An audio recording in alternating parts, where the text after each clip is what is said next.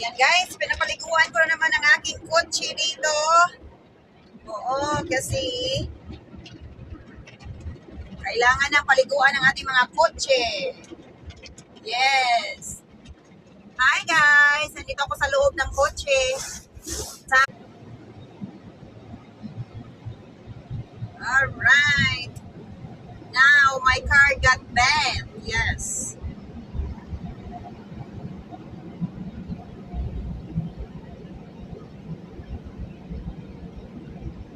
Very nice.